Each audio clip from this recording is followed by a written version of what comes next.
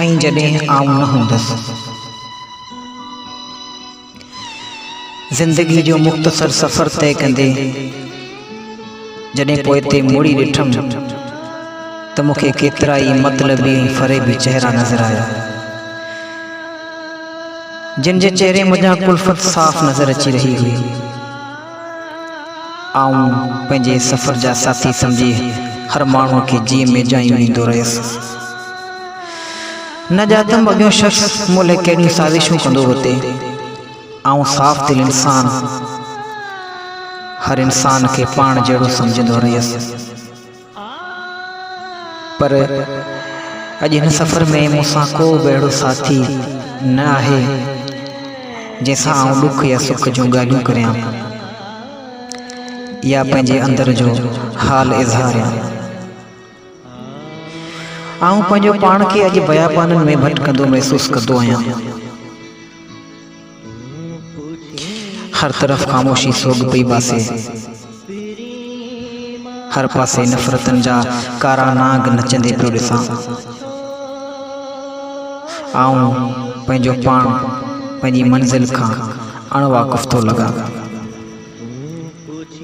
हर वस्ती ते हर रस्ते ते उभा कावा नज़र अची रहिया आहिनि ऐं आऊं पंहिंजा बेरत में वेतन महसूस थो करियां। मुंहिंजो पूरो वजूद सकरात जी सख्ती महसूस कंदो ऐं तड़पंदो रहंदो आहे, कंहिं साथी या कंहिं सहारे काण।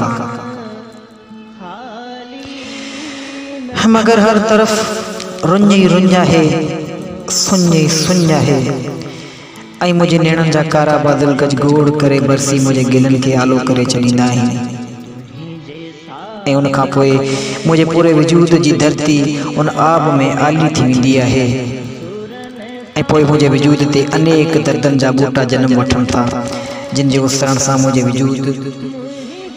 वजूद खे आस्ते आस्ते ख़ात्मे तरफ़ खणी वञी रहियो आहे। आऊं बेवस ऐं लाचार, मजबूर ऐं मायूस अकेले सिर कंडनि जे मैदान ते दर्दनि जी फ़ौज सां मुक़ाबिलो करे रहियो आहियां, पर मूंखे उमेद आहे त आऊं इन्हनि सदमनि, सूरनि, ज़ख़्मनि ऐं सतमनि जी फ़ौज खे मात ज़रूरु ॾींदुसि। भले रस्तनि ते पेल उभा कावा ऐं कंडा मुंहिंजे पेरनि खे रतो छाण कनि, पर आऊं अॻिते ज़रूरु वेंदुसि, पंहिंजी मंज़िल ज़रूरु माणींदुसि। जे मंज़िल ते गुलाबनि सां सजायल राहनि ते मुंहिंजी चाहत जा मांदा मुंहिंजी आजिया लाइ मौजूदु हूंदा, जेके मूंखे पंहिंजे असली मक़ाम ते पंहिंजे चार कुलनि ते खणी पहुचाईंदा। ऐं इहे दर्द ऐं ग़म जेके हिन वक़्तु ज़िंदगी जा साथी आहिनि से मूं लाइ ओछगारू ॾेई हूंदा ऐं उहे शख़्स जिन मूंखे सूरनि ऐं सतमनि जा ताना ॾिना,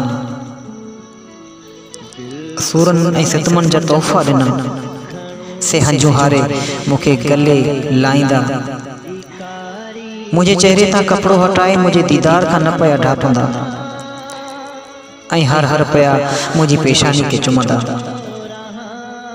मुंहिंजे पूरे वजूद खे ख़ूब सिंगारे अनमोल ख़ुशबू छिटगारे पंहिंजी अमड़ मिठी माऊ हवाले कंदा,